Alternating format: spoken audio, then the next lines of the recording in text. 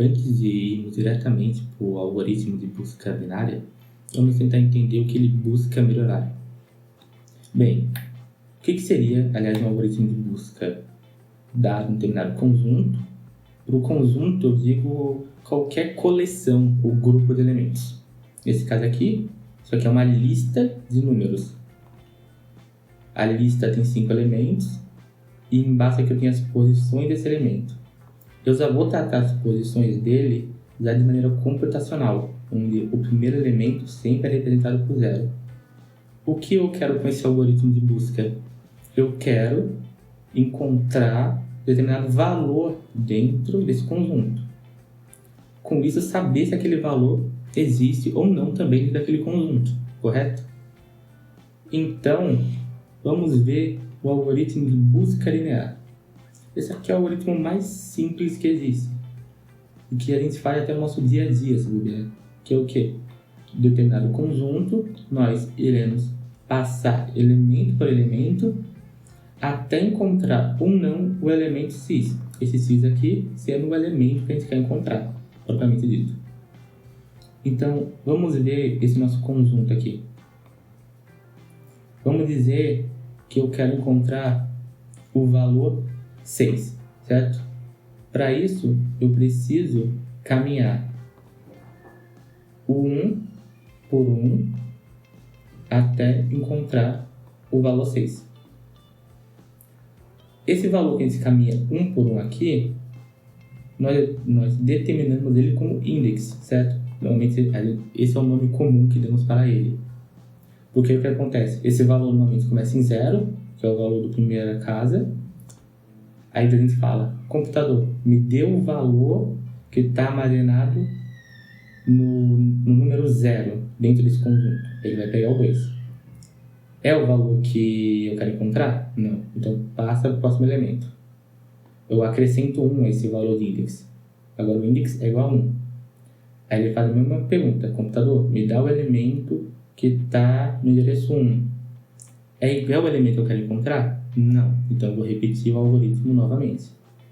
Assim sucessivamente, até que chegue uma hora que eu vou estar dentro de uma casa que não existe. Essa é a condição, que a gente chama de condição de contorno, basicamente diz que o elemento não existe dentro desse conjunto, certo?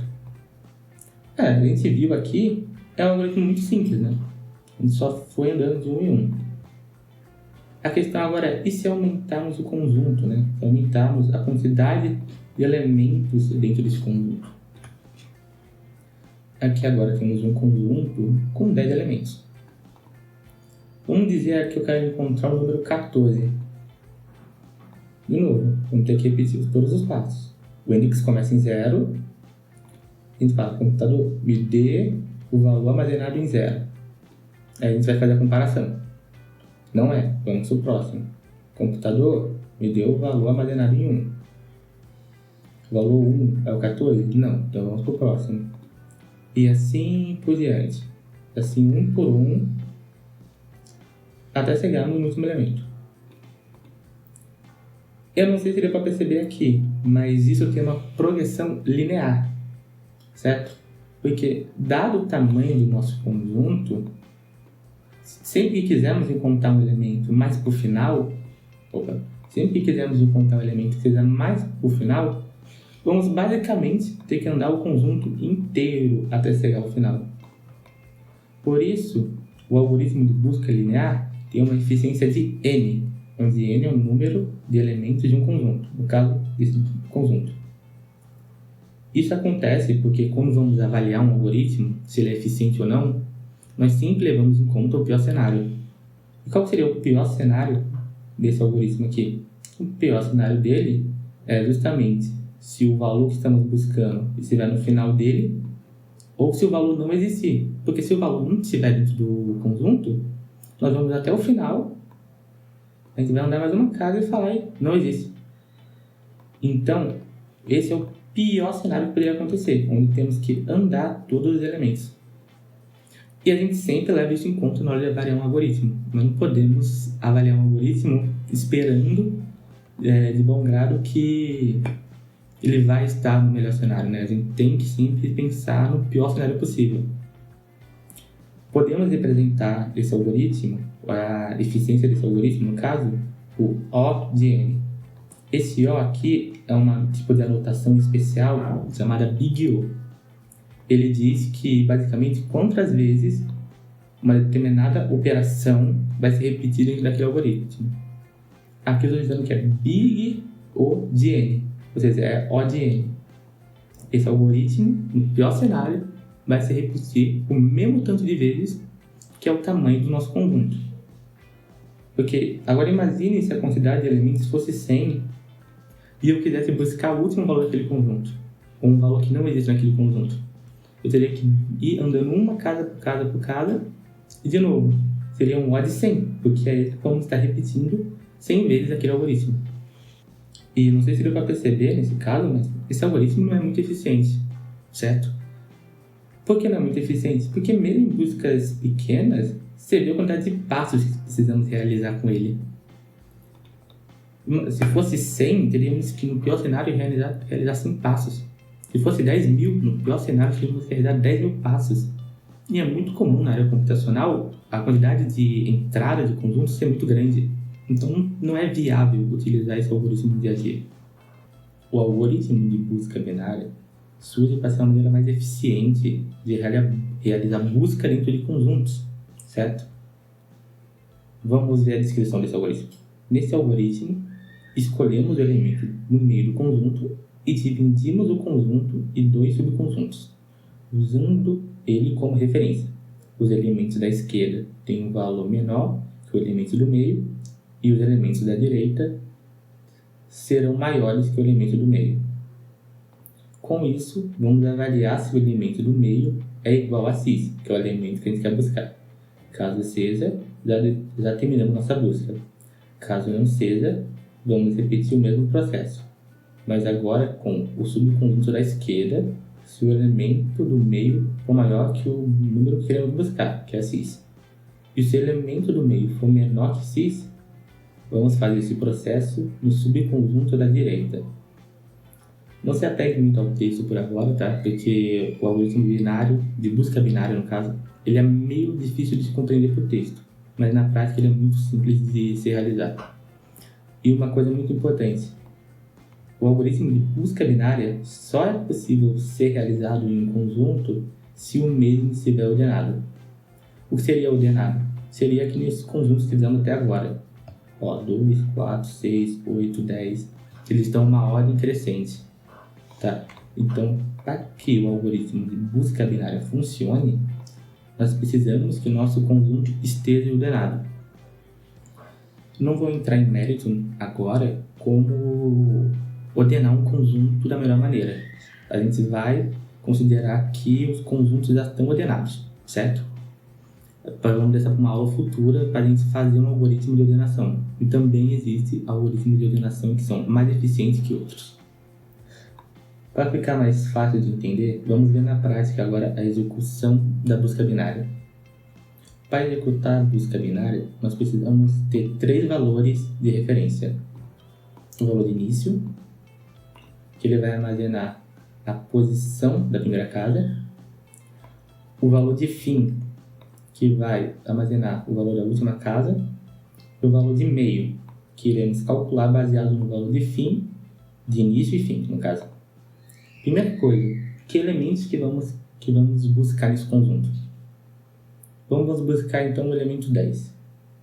Primeira coisa que temos que fazer é calcular o valor de meio. O valor de meio sempre vai ser dado pela soma de início mais fim dividido por 2. Então, 0 mais 9 vai dar 9. Agora temos que dividir por 2. 9 dividido por 2, deixa eu apagar isso aqui, vai dar 4,5. Como a gente tem que trabalhar só com a gente tem que trabalhar apenas com a parte inteira, então a gente pode cortar essa parte aqui e dizer que o valor de meio é 4, certo? Com o valor de meio sendo 4, o que a gente vai fazer? nós vamos agora olhar o valor que existe dentro de 4. É o 6. 6 é igual a 10?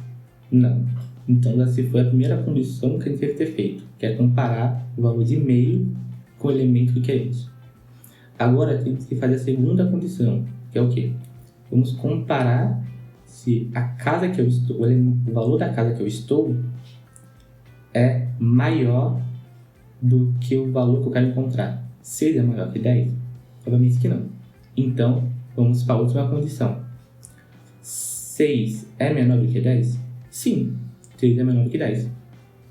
Então, o que a gente faz? A gente pega o valor de início, move até o valor do meio e acrescenta 1. A gente faz isso justamente porque a gente sabe que agora, daqui até aqui, não vai ter o valor que eu quero, que é o 10. Então, fazendo isso, eu vou estar analisando apenas essa parte aqui, apenas esse subconjunto. Eu quero focar agora em analisar apenas esse subconjunto para ver se eu encontro o valor que eu quero encontrar, que é o 10. Então, de novo, movemos o início, né? Então, a gente precisa recalcular o meio. O valor de início agora é 5 e o valor do fim agora é 9. 5 mais 9 dá 14. 14 dividido por 2 igual a 7. Então, a gente move no meio até o 7.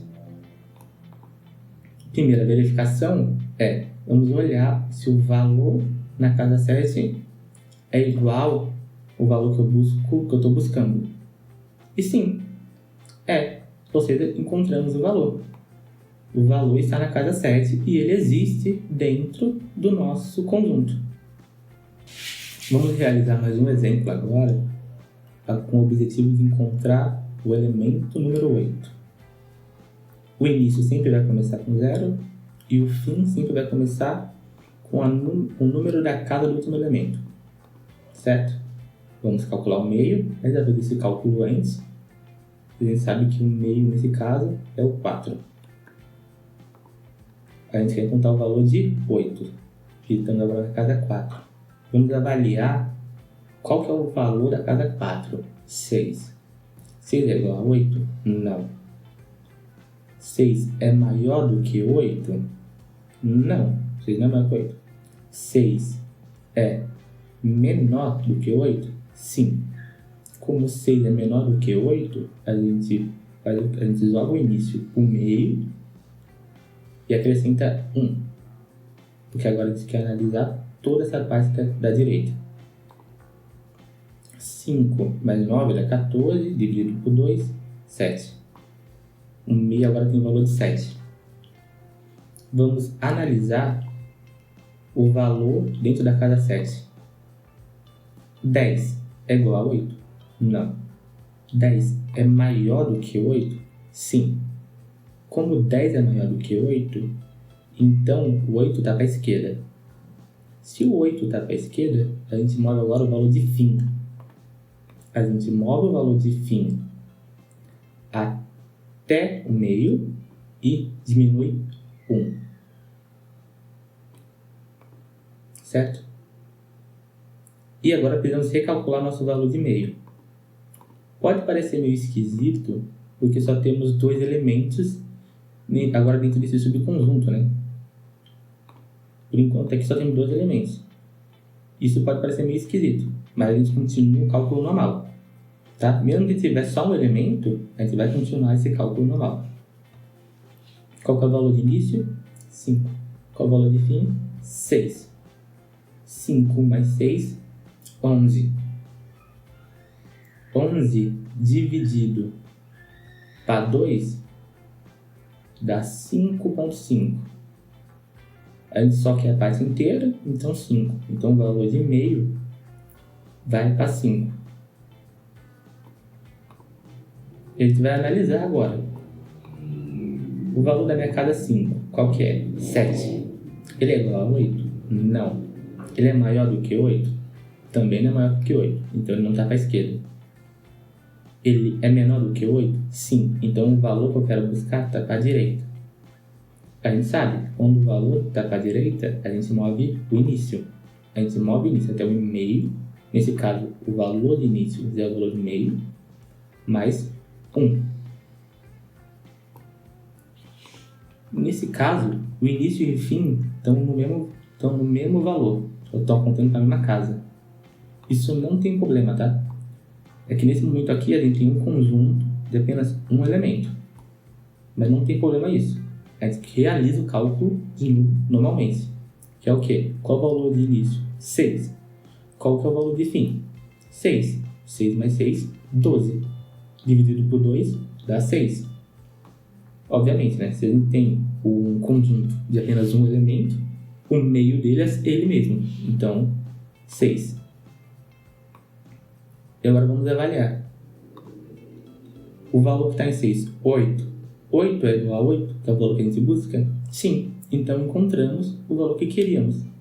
Está na casa 8 e ele existe no conjunto. Um caso bem interessante que podemos analisar ainda nesse exemplo é, digamos que, se em vez de eu estar buscando o número 8, eu estivesse buscando o número 9. O número 9 não existe nesse conjunto. Existe a casa número 9, não o valor número 9, tá? Para ninguém se confundir. Não existe o valor número 9 dentro desse conjunto. Então, o que aconteceria aqui? Bem, o passo a passo até aqui seria igual, tá? Pode ter certeza que seria igual. Se quiser, pode até fazer manualmente, mas vai ser igual. E chegando aqui, ele vai avaliar. Qual que é o valor dentro da casa 6? 8. 8 é igual a 9? Não. 8 não é igual a 9. 8 é maior do que 9? Não. 8 não é maior que 9. 8 é menor que 9? Sim. 8 é menor que 9. Se 8 é menor que 9, então ele está para a direita. Se ele está para a direita, a gente já sabe o procedimento. Quando o valor está para a direita, a gente pega o valor de início, move para o valor do meio, aqui ele já está no valor do meio, e acrescenta mais 1. Ou seja, ele vem para essa casa. E aqui que entra a situação interessante, que é o quê? O início está maior que o fim. Quando o início está maior que o fim, nós dizemos que encontramos nossa situação de contorno. Situação de contorno é quando a gente para a busca. A gente vai parar a busca aqui, porque a gente sabe que o elemento não existe dentro desse conjunto. Essa é a nossa situação de contorno. Quando início for maior que fim, a gente para de buscar, porque o elemento não existe no conjunto, certo? Vamos fazer então um último exemplo, agora tentando encontrar um valor que já não existe dentro desse conjunto, né? Vamos tentar encontrar um valor menos 5. Olhando aqui, a gente consegue ver fácil que o valor não existe, mas vamos executar o algoritmo passo a passo. Primeiro, o início começa em 0, o fim começa com o valor da última casa, que é o 9. Qual que é o meio? A gente já calculou isso antes, é o 4. Qual que é o valor na casa 4? 6. 6 é igual a menos 5? Não. 6, ele é maior do que menos 5? Sim. Quando o valor é maior do que estamos buscando, a gente move o nosso fim para o meio e diminui uma casa. Para analisar agora esse subconjunto aqui. Certo. 0 mais 3 dá 3. 3 dividido para 2 dá 1,5. A gente arredonda o valor, então o meio vai ser igual a 1.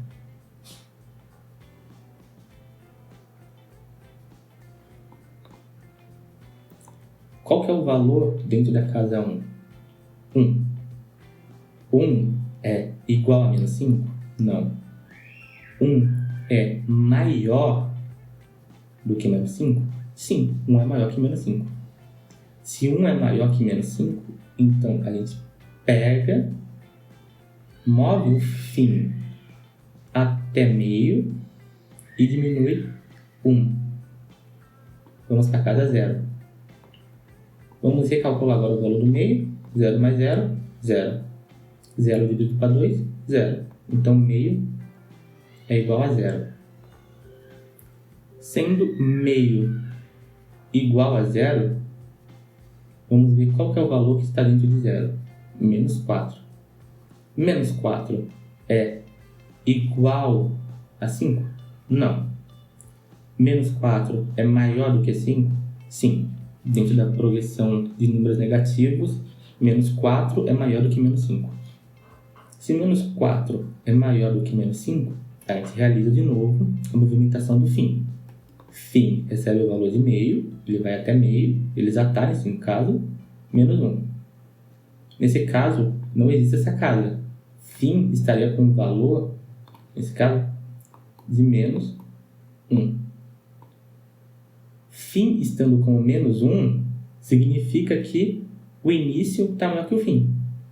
O início estando maior que o fim, a gente entra na nossa situação de contorno novamente, e com isso a gente encerra nossa busca. E a gente diz que o elemento não está nesse conjunto, certo? Bem, o algoritmo de busca binária tem uma eficiência de log n, onde n é o número de elementos de um conjunto. A gente representa ele pela notação PIC-O log n, ou O log n. Se você não lembra da operação log, não tem problema. Não tem realmente problema. Mas vamos ver aqui, ó. Se a gente fizer log de 10, que é a quantidade de elementos que tem nesse conjunto, ela vai dar 3. Só que como ela tem um número quebrado, a gente fala que é 3 a 4 execuções. Ou seja, o nosso algoritmo aqui, para log de n, para log de 10, ele vai executar 3 a 4 vezes. Ou seja, no pior cenário, ele vai executar 4 vezes.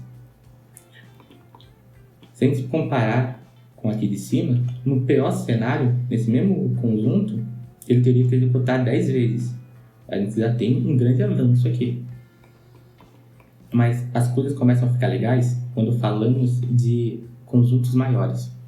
Por exemplo, vamos dizer que n assim é um conjunto de 100 elementos. Na busca linear, teríamos que olhar um por um 100 vezes.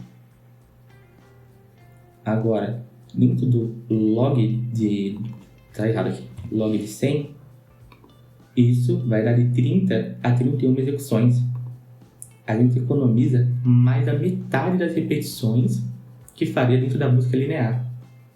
Aqui que está a mágica da busca binária. Porque se a gente for representar isso matematicamente falando, deixa eu ir com um canto limpo aqui.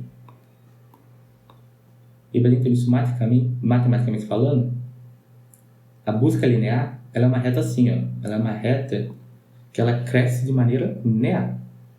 Ou seja, baseado em n, vai ser a quantidade que vai aumentar em n. Agora, a busca binária, como ela é baseada em log, deixa eu limpar isso aqui. Como ela é baseada em log, o valor dela de repetições vai aumentar assim. Com uma pequeniníssima taxa de variação.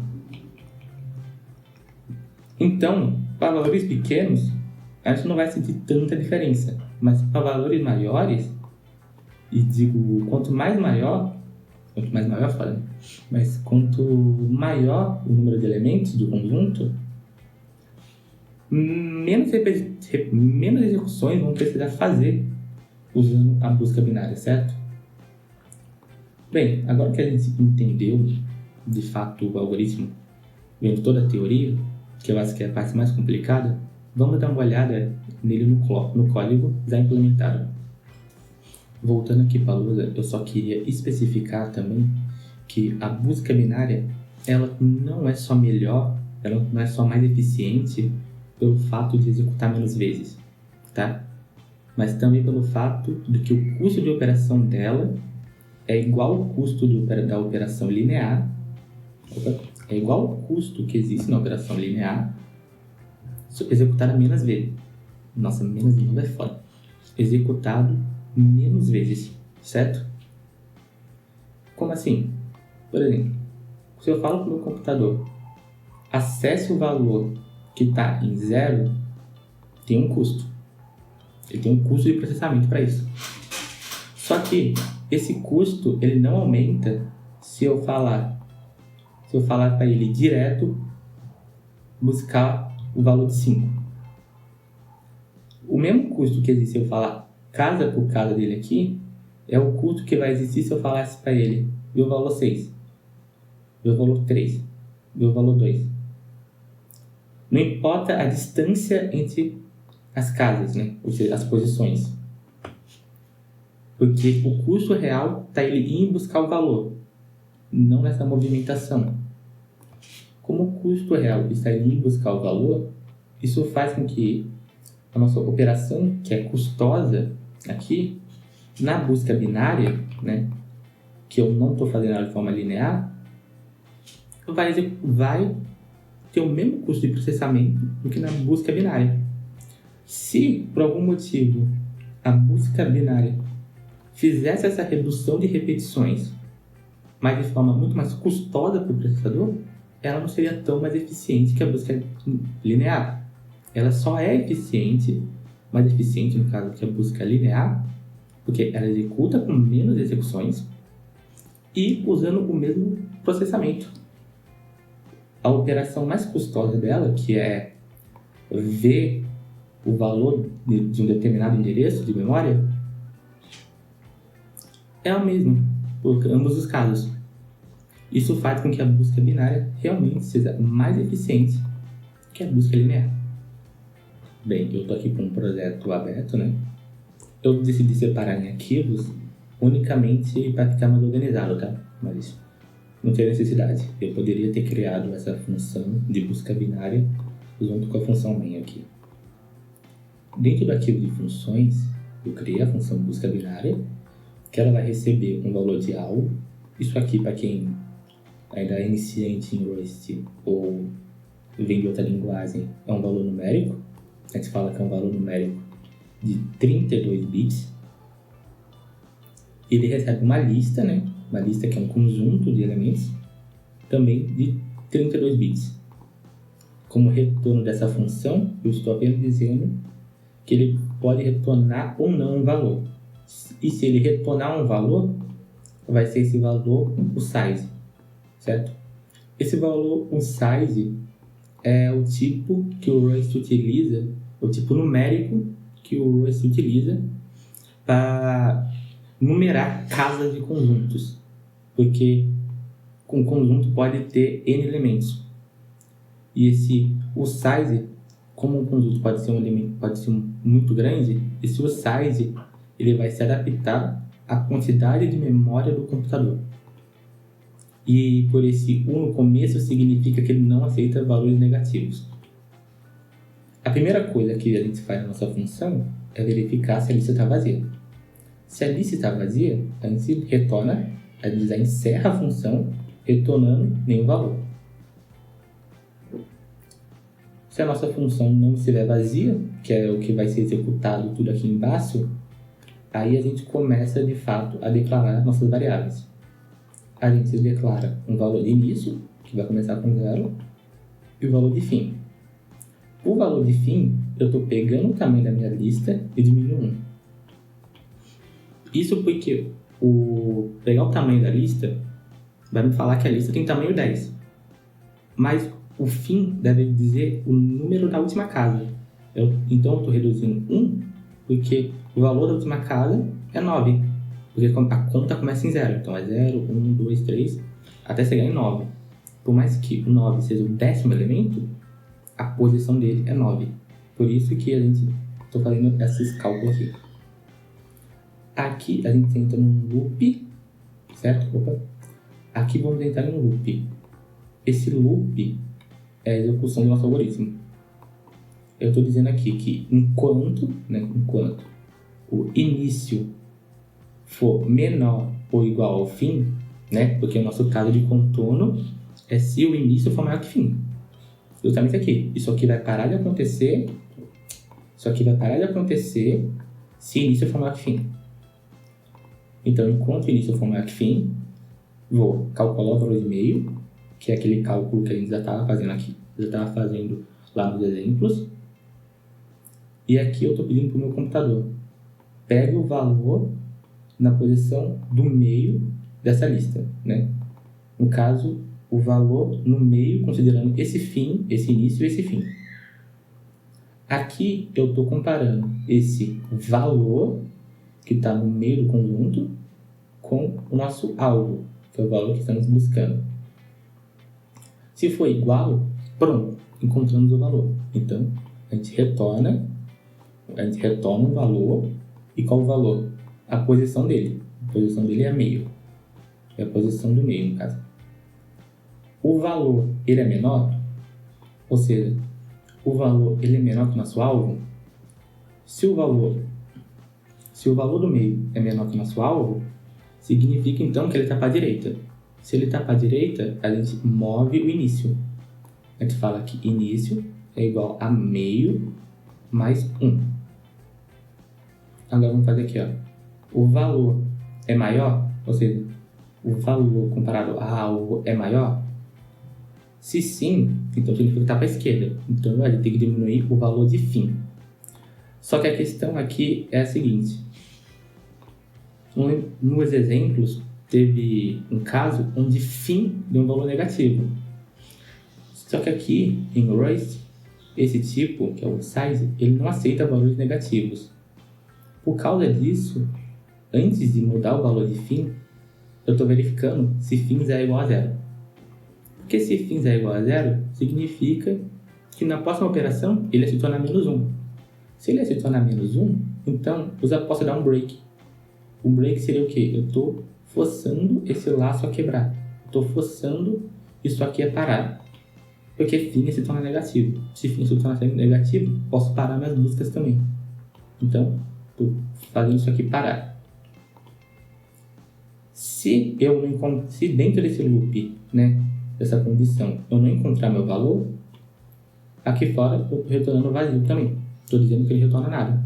Porque se ele não encontrou o valor enquanto executava isso daqui, então não retorna nada. Aqui, né, eu estou criando a minha lista de elementos. Estou usando os mesmos valores que estamos usando no exemplo lá da lousa. E eu estou exibindo na tela, certo? Então, vamos rodar isso aqui agora. Pronto. Ó. Busque o valor 10 em lista. O valor 10 em lista, ele está na posição 0, 1, 2, 3, 4, 5, 6, 7. Está na posição 7. Esse some aqui quer dizer que ele retornou um valor. Que o valor que ele retornou, 7. Encontre o valor 8. 1, 2, 3, 4, 5, 6. Opa, desculpa. 0, 1, 2, 3, 4, 5, 6. Está na posição 6, né? Retornou um valor. E o valor 6, que é a posição do elemento. Menos 5. Menos 5 não existe aqui. Então ele retorna nada.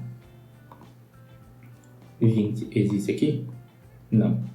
Então ele também não retorna nada.